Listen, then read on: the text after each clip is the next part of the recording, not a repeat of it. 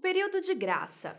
Período de graça é aquele período que é dado aos segurados quando eles não conseguem mais contribuir por alguma adversidade e aí eles continuam tendo a sua condição de segurados e podem se beneficiar de todas as tutelas trazidas pelo direito previdenciário.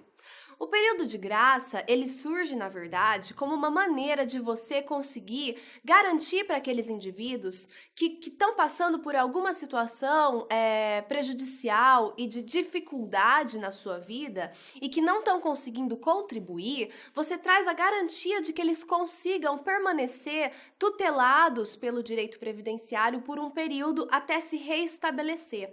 Então, o período de graça, ele tenta, na verdade, ele é muito vinculado ao objetivo primordial do direito previdenciário. E não só do direito previdenciário, mas também da Seguridade Social, que é aquele conjunto amplo dentre o qual está o direito previdenciário, ou seja, tutelar as adversidades da vida dos indivíduos, ou seja, trazer um direito social que é um seguro social. Então, vamos lá. O período de graça, o que ele é? Ele é a manutenção de qualidade de segurado para aqueles indivíduos que não estão contribuindo por algum motivo. As previsões das possibilidades do período de graça encontram-se no artigo 5º da Lei 8.213 de 91, tá? Que é aquela lei que traz os benefícios previdenciários. Mas, num primeiro momento, é interessante a gente entender que o período de graça, ele tenta trazer a manutenção daquela condição de segurado, ou seja, possibilita que o indivíduo conserve todos os seus direitos perante a Previdência Social, mesmo não contribuindo, durante um determinado prazo, veja bem. Não vai ter essa manutenção durante um prazo indeterminado. Existem prazos determinados e eles estão vinculados às previsões que são abarcadas pelo período de graça. Então vamos lá, qual é o prazo que é a regra geral? A regra geral do período de graça são 12 meses, tá? 12 meses de período de graça. Então eu parei de contribuir, eu tenho 12 meses para voltar a contribuir. Mas isso é em qualquer situação? Não, existem 3 hipóteses que estão vinculadas a esses 12 meses, ou seja, situações nas quais esse período de graça vai se aplicar.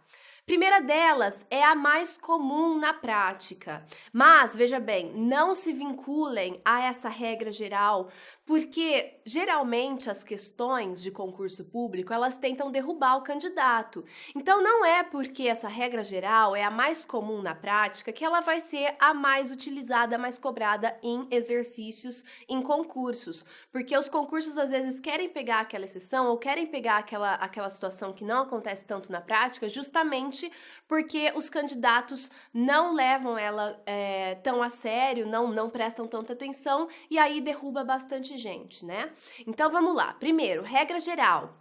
12 meses de período de graça em 3 situações. A primeira, após a cessação das contribuições, o segurado que deixar de exercer atividade remunerada, abrangida pela Previdência Social ou estiver suspenso ou licenciado sem remuneração.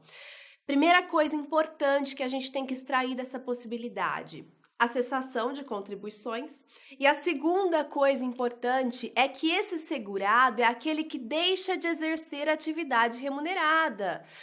Consequentemente, nós estamos falando aqui dos segurados obrigatórios, porque segurado obrigatório é aquele que exerce atividade remunerada. Ele é obrigatoriamente vinculado ao ordenamento previdenciário. Então, essa hipótese aqui, ela vai, por exemplo, se aplicar ao empregado que acaba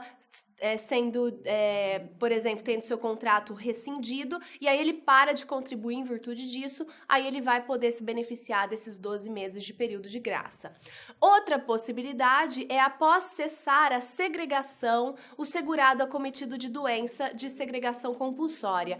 Quais são essas doenças de segregação compulsória? São aquelas doenças que podem contaminar outros indivíduos ou que causam o impacto laborativo no indivíduo que não consegue mais exercer suas funções, né? Causa a incapacidade do indivíduo. São essas as doenças que vão causar essa segregação.